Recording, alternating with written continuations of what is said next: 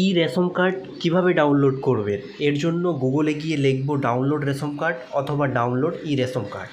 লেখার পরে প্রথমের এই যে অপশান এখানে ক্লিক করতে হবে। এখানে ক্লিক করলে একটি নতুন পেজ ওপেন হবে।